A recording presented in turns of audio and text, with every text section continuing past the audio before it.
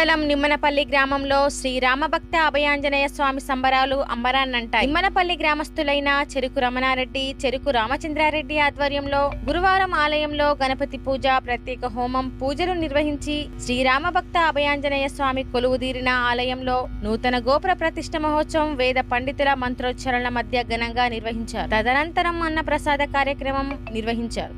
ఈ కార్యక్రమంలో అర్చకులు కొండపాక శ్రీనివాసాచార్యులు, కొండపాక రామాచార్యులు, సర్పంచ్ వేలుపుల రమేష్, చెరుకు నరసింహారెడ్డి, చెరుకు హనుమంతారెడ్డి, వేలుపుల మల్లికార్జున్, ముత్యాల లింగమూర్తి, వేలుపుల రాజమల్లు, వేలుపుల శ్రీనివాస్, బండారి మల్లయ్య, దాడి చంద్రయ్య, మాదాసు ప్రవీణ్, బాసాని లక్ష్మణ్, ముత్యాల సతీష్, తూముల కుమార్, గడ్డం మారుతి, ఆకుల కిషన్, అమరగాని రాజ్ కుమార్, చందన్, సురేష్, రాజు, సునీల్ కుమార్, గ్రామస్తులు, భక్తులు తదితరులు పాల్గొన్నారు.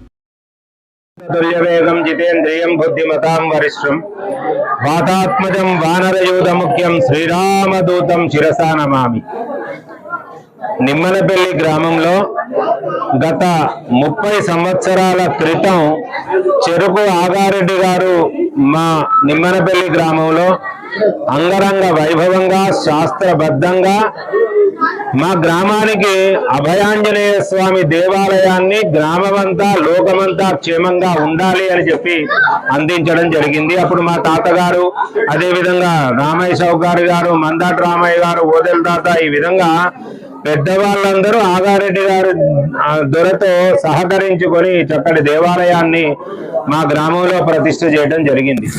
అయితే ఆ ప్రతిష్ఠ చేసిన తర్వాత ఇంకా దేవాలయాన్ని వృద్ధి చెందిద్దాం అని చెప్పేసి ఆగారెడ్డి దొర గారి సంతానం చెరుకు రమణారెడ్డి దొర గారు, అదేవిధంగా చెరుకు రామచంద్రారెడ్డి దొర గారు ఎప్పుడూ మా ఊళ్ళో ఏది కావాలన్నా ఏది అవసరమన్నా చూస్తూ ఈ దేవాలయాన్ని చుట్టుపక్కల గ్రామంలో కూడా లేనంత అద్భుతంగా నిర్మించి ఇవ్వడం జరిగింది.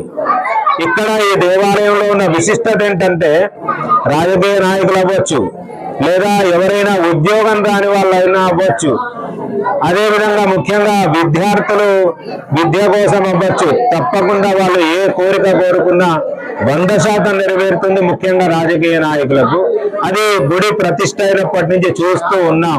మొట్టమొదట ఎవరైతే ఇక్కడికి వచ్చి ప్రచారం ప్రారంభిస్తారో వాళ్ళు తప్పకుండా గెలుస్తారు అనేది మనకు శాస్త్రం చెబుతోంది.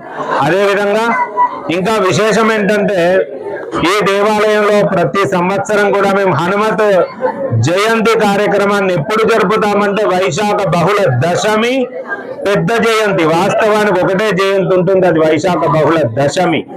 దానికి మాత్రమే మేము ప్రతి సంవత్సరం హనుమత్ జయంతి కార్యక్రమాన్ని గ్రామ సభ్యులము అందరము కలిసి కార్యక్రమాన్ని నిర్వహించుకుంటాం. ప్రతి ఒక్క భక్తుడి ఇక్కడికి రావచ్చు, ప్రతి ఒక్కరూ కూడా ఆంజనేయ స్వామి అనుగ్రహానికి కృపకు పాత్రలు కావచ్చు. అందరికీ ఆంజనేయ స్వామి కృప అందాలని ఆ స్వామి వారిని వేడుకుంటూ ఉన్నారు. బోల్ భవనాసుద హనుమానికి.